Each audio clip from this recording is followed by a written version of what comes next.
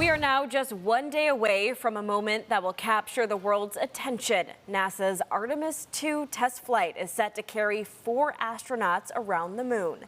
Joining us now to tell us more about this historic moment is the booster manager for Space Launch Systems at NASA, Dave Reynolds. Dave, thank you so much for joining us.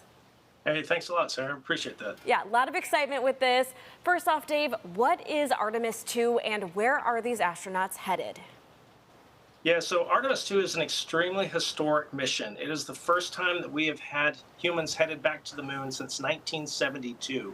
This mission, unlike any mission that has happened in a lot of our lifetimes, is going to be sending our 4 astronauts 230,000 miles away to orbit the moon to check out the Orion spacecraft and bring them back 10 days later. It's the first step in the Artemis mission to be able to establish a long-term permanent presence on the moon. And Dave, talk about what the main goals of this 10-day test flight are. Yeah, so Artemis 1 flew approximately 3 years ago, and it was a test flight that was uncrewed. And on this particular mission, it is the first time that we're putting astronauts on board. So the primary purpose of this mission is to check out that spacecraft, to check out the life support systems, the scientific equipment, and any other test flight objectives that we need to do. Another major objective of this particular flight is to do what we call prox ops, proximity operations with another spacecraft. We're actually using a part of the SLS spacecraft to allow the astronauts to maneuver around it, to see how close they can get to it, to see how well their spacecraft aligns to that other one.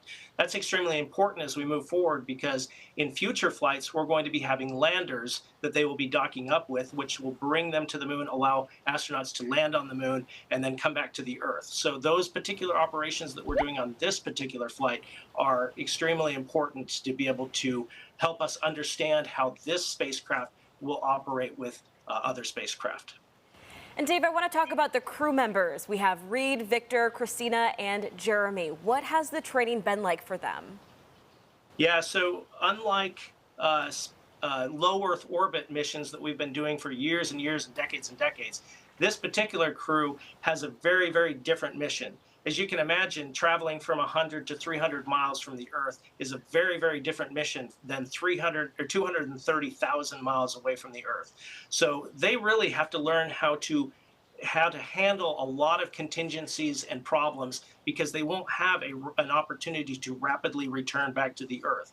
And so their particular training has been very specialized to this spacecraft that no humans have ever operated personally. And so for several years now, they have been training to not only operate that spacecraft, do emergency testing, and a lot of other checkouts on it, but there's also a lot of scientific opportunities on this mission where they will be taking photographs of the moon, trying to decide where future missions will be landing. So there's a lot of those different pieces that have gone into their training over the last several years.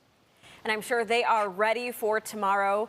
Dave, talk about where our viewers can watch this launch and keep up to date on this journey.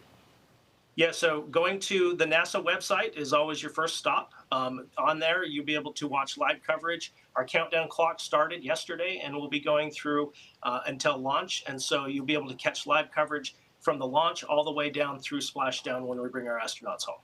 Okay, Dave, thank you so much for your time. I'm sure a lot of people are going to be watching this. All right, thank you very much.